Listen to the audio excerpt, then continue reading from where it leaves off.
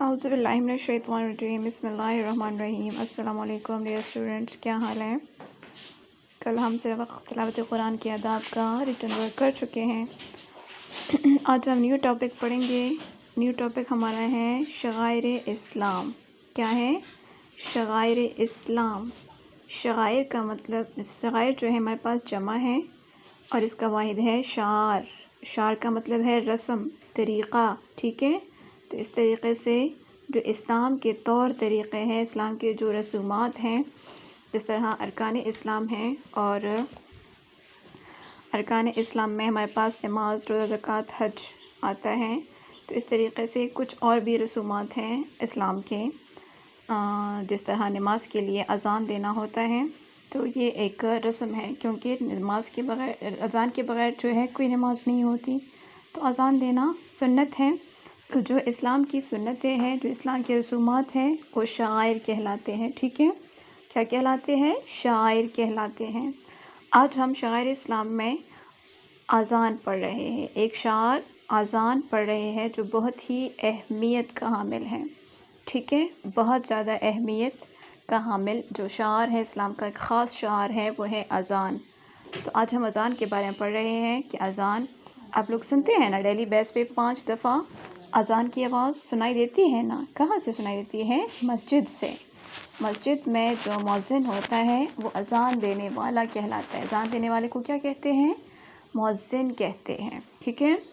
تو جب حضرت محمد صلی اللہ علیہ وسلم نے مکہ سے مدینہ کی طرف ہجرت فرمائی، اس سے پہلے حضور پاک صلی اللہ علیہ وسلم جو ہیں نماز کے لیے اذان نہیں دیا کرتے، چپکے چپکے نماز پڑھا کرتے تھے، ٹھیک ہے؟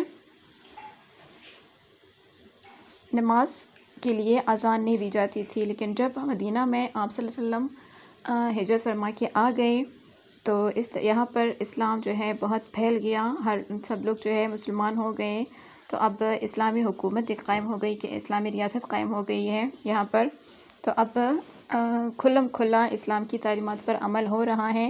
تو اس طریقے سے ہجرت کے بعد جب مسجد نبوی کی تعمیر ہوئی، ہجرت کہتے ہیں ایک جگہ سے دوسری جگہ جانا، یعنی حضرت محمد صلی اللہ علیہ وسلم جب مکہ سے مدینہ کی طرف آ گئے اور یہاں پر مقیم ہو گئے تو یہ ہجرت کے بعد ہوا تھا۔ اچھا، تو جب مسجد نبوی کی تعمیر ہوئی، مسجد نبوی ایک بہت ہی پرانی اور پہلی جو ہے مسجد ہے، جو حضور صلی اللہ علیہ وسلم نے خود بذات خود اپنے صحابہ کرام کے ساتھ مل کر تعمیر کرائی ہے۔ تعمیر مطلب بنانے کو کہتے ہیں، بناوٹ کو۔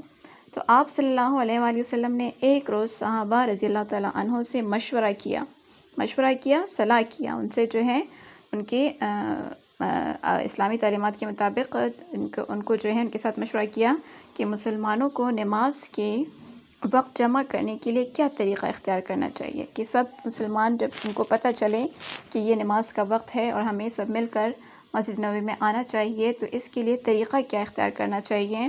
تو کئی صحابہ کرام رضی اللہ تعالیٰ عنہ نے الگ الگ رائے دی، مطلب اپنا اپنا پوائنٹ آف ویو جو ہے واضح کر دیا، لیکن کسی ایک بات پر اتفاق نہ ہو سکا۔ کسی نے کہا کہ ہم ایک ڈنکی سی بجائیں گے، کسی نے کہا بڑی لمبی آواز میں جو ہے کہ سب کو آواز دیں گے بلند آواز میں، تو سب آئیں گے کہ نماز کا وقت ہوا ہے، لیکن یہ بات حضور صلی اللہ علیہ وسلم کو پسند نہ آئی، اتفاق نہیں ہوا اس پہ، ٹھیک ہے؟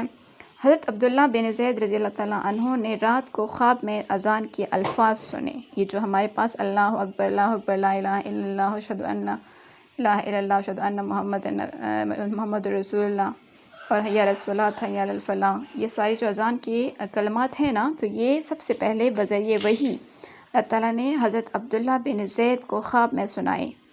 وہ حضور صلی اللہ علیہ وسلم کے پاس آئے اور اپنا خواب سنایا، ٹھیک ہے؟ کہ نیکسٹ ڈے پہ جب وہ بیدار ہوئے تو حضور صلی اللہ علیہ وسلم کے پاس آئے نماز کے بعد اور اپنا خواب سنایا کہ میں نے یہ کلمات سنے ہیں، جو کہ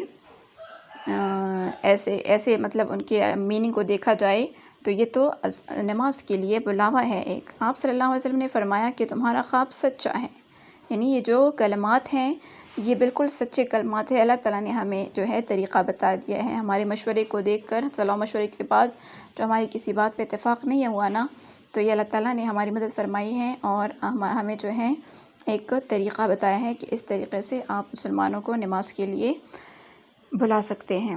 اذان کے الفاظ سن کر حضرت عمر رضی اللہ تعالیٰ عنہ حضور صلی اللہ علیہ وسلم کی خدمت میں حاضر ہوئے، ان کے پاس آئے اور بتایا کہ انہوں نے بھی خواب میں ایک شخص کو یہی الفاظ کہتے سنا ہے، ٹھیک ہے، کہ میں نے بھی ایک خواب دیکھا ہے جو یہی الفاظ تھے اور کوئی اور شخص اس کو ادا کر رہا تھا۔ تو اس طرح اذان کا آغاز ہوا،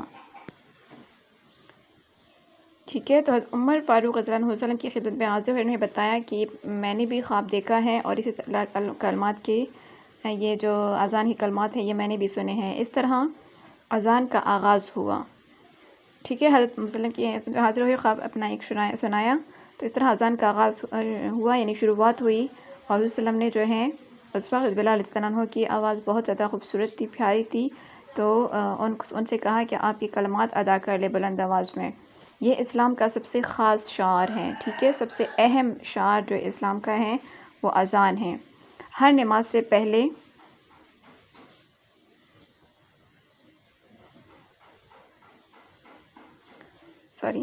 حضرت بلال رضی اللہ تعالیٰ عنہ کی آواز بہت پیاری تھی، آپ صلی اللہ علیہ وسلم نے حضرت بلال رضی اللہ عنہ سے اذان دینے کو کہا۔ اذان کے الفاظ سن کر حضرت عمر رضی اللہ عنہ حضور صلی اللہ علیہ وسلم کی خدمت میں حاضر ہوئے اور بتایا کہ انہوں نے بھی خواب میں ایک شخص کو یہی الفاظ کہتے سنا، اس طرح اذان کا آغاز ہوا، یہ اسلام کا سب سے خاص شعار ہے۔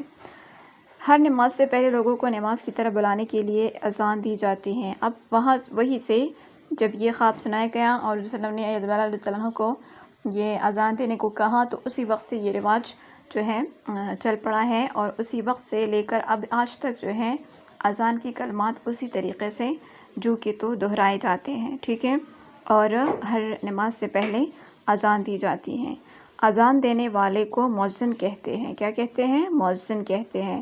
فرض نمازوں کے لیے اذان دینا سنت ہے۔ فرض نمازیں کون سی ہے جو ہمارے 5 وقت نماز میں پڑھتے ہیں؟ صبح فجر کی نماز، ظہر کی نماز، عصر کی نماز، مغرب اور عشاء کی نماز کے لیے یہ فرض نمازیں ہیں، تو ان کے لیے اذان دینا سنت ہے۔ اور آپ سنتے ہیں نا کہ ڈیلی بیس پہ 5 وقت ضرور اذان ہوتی ہے۔ اس کے علاوہ جو نوافل پڑھتے ہیں، ہم تہجد کے، چاشت کے، وابین کی نفل پڑھتے ہیں یا اشراق کے نوافل پڑھتے ہیں، تو اس کے لیے اذان دینا ضروری نہیں ہے، کیونکہ نفلی نمازوں کے لیے اذان دینے کا کوئی رواج نہیں ہے، کوئی رسم نہیں ہے، ٹھیک ہے، صرف فرض نمازوں کے لیے اذان دینا جو ہے سنت ہے۔ پھر دیکھیے اذان سننے کے بھی کچھ آداب ہیں کہ ہم جب بھی اذان ہوتی ہے تو کیا آداب ہم نے بجا لانے ہیں، ٹھیک ہے۔ اذان کے وقت خاموش رہنا چاہیے۔ نمبر 1 تو یہی ہے کہ جیسے ہی اذان شروع ہو جاتی ہیں، ہمارے کانوں میں اذان کی آواز پڑتی ہے، تو ہمیں سب سے پہلے اس وقت چاہے بول رہے ہو تو خاموش ہونا چاہیے، کوئی کام کر رہے ہو تو اسے سٹاپ کر دینا چاہیے، کیونکہ اذان کے وقت جو ہے سمندر کی لہریں بھی سٹاپ ہو جاتی ہیں۔ جو درخت کے پتے ہل رہے ہوتے ہیں نا، آپ کو عموماً نظر آتے ہیں نا، ہر وقت ہل رہے ہوتے ہیں، تو یہ بھی جو ہے ہلنا بند کر دیتے ہیں اور بالکل رک جاتے ہیں۔ تو کائنات کی ہر چیز رک جاتی ہے اس وقت جب اذان شروع ہوتی ہے۔ تو ہمیں چاہیے کہ ہم بھی اذان کے وقت اپنی بات چیت کو بند رکھ کے اور خاموش رہیں۔ پھر دنیاوی کام روک دینے چاہیے، چاہے ہم کھانا پکا رہے ہو تو اسی وقت کھانا سٹاپ کر دینا چاہیے، چل پھر رہے ہو یا کوئی اور کام کر رہے ہو دنیاوی تو اسے روک دینا چاہیے ہمیں۔ اذان کو غور سے سننا اور اس کا جواب دینا چاہیے۔ پھر تیسرا یہ ہے کہ ہمیں اذان کی کلمات جیسے ہمارے کانوں میں پڑتی ہے تو اسی وقت ہمیں اسے سننا چاہیے غور سے، اور اس کا جواب بھی دینا چاہیے اور اسے ریپیٹ بھی کرنا چاہیے، کیونکہ اس کا بہت زیادہ ثواب ہے جب انسان اذان کی آواز سنتا ہے اور اس کے ساتھ ریپیٹ کرتا ہے مؤذن کے بعد، پھر اذان کا جواب دیتا ہے، تو جب وہ مرتا ہے تو وہ کلمہ شہادت خود بخود اللہ تعالیٰ اس کی جو ہے زبان پر جاری کر دے گا، یعنی ان کا خاتمہ جو ہے وہ ایمان پر ہوگا۔ جس شخص نے دنیا میں اپنی زندگی میں اذان کی کلمات اور اذان کے آداب کو جو ہے کمپلیٹ کیا اور اذان کا احترام کیا تو اس کا خاتمہ ایمان پر ہوگا۔ پھر نمبر 4، اذان کے بعد درود شریف اور دعا پڑھنی چاہیے۔ درود شریف کیوں پڑھنی چاہیے؟ کیونکہ اس میں محمد رسول اللہ صلی اللہ علیہ وسلم کا ذکر آتا ہے، تو جب بھی حضور صلی اللہ علیہ وسلم کا نام مبارک آتا ہے تو ہمیں چاہیے کہ ہم اس وقت کیا کریں؟ درود شریف پڑھیں ان پر، اور دعا پڑھنی چاہیے۔ اور دعا کون سی ہے کہ اللہم رب هذه الدعوة التامة والصلاة القائمة آت محمدا الوسیلة والفضیلة والدرجة الرفیعة وبعثه مقام محمودا الذی وعدته وارزقنا شفاعته یوم القیامة انک لا تخلف الميعاد۔ تو یہ دعا جو ہے بہت ضروری ہے کہ ہم اذان ختم ہونے کے بعد یہ دعا پڑھ لیا کریں اور اس کے ساتھ درود شریف پہ، ٹھیک ہے۔ اب یہ دیکھیں نیکسٹ پیج پہ اذان ہے، یہ اذان کی کلمات ہیں، اگر ہم اس کا جواب اسی طریقے سے دے دیں تو ہمیں جو ہے بہت ثواب ملے گا۔ پہلا کلمہ کیا ہے؟ اللہ اکبر اللہ اکبر اللہ اکبر اللہ اکبر 4 دفعہ۔ اشہد ان لا الہ الا اللہ اشہد ان لا الہ الا اللہ 2 دفعہ۔ اشہد ان محمد الرسول اللہ اشہد ان محمد الرسول اللہ۔ حی علی الصلاۃ حی علی الصلاۃ، جب بھی مؤذن حی علی الصلاۃ پڑھے تو ہمیں چاہیے لا حول ولا قوت اس کے ساتھ پڑھیں۔ حی علی الفلاح حی علی الفلاح کے ساتھ بھی لا حول ولا قوت پڑھنا چاہیے۔ پھر اللہ اکبر لا الہ الا اللہ، ٹھیک ہے؟ یہ ہے اذان کے کلمات، ٹھیک ہے؟ پھر اذان کے بعد کی دعا ہے یہ۔ اذان کے بعد درود شریف اور دعا پڑھے تو درود شریف تو اللہم صلی علی محمد وعلی آل محمد کما صلیت علی ابراہیم وعلی آل ابراہیم انک حمید مجید، اللہم بارک علی محمد وعلی آل محمد کما بارکت علی ابراہیم وعلی آل ابراہیم انک حمید مجید۔ اور پھر اس کے بعد یہ دعا جو ہے کہ اللہم ربا ھذہ الدعوۃ التامۃ والصلاۃ القائمہ آت محمدا الوسیلۃ والفضیلۃ وابعثہ مقام محمودا الذی وعدتہ وانک لا تخلف المیعاد۔ تو آج یہ آپ لوگ کا ہوم ورک ہے کہ آپ اس کو یاد کر لیں، اذان کے بعد کی دعا کو، ٹھیک ہے؟ آج کے لیے اتنا کافی ہے، کل انشاءاللہ اس کا ریویژن ورک کریں گے اس چیپٹر کو۔ امید ہے آپ لوگ کو سمجھ آ چکی ہوگی۔ یہ آپ لوگ کا ہوم ورک ہے، یہ ہوم ورک اذان کے بعد کی دعا مسٹ یاد کر لیں۔ میں آپ سے پھر سنوں گی، اچھا؟ اللہ حافظ۔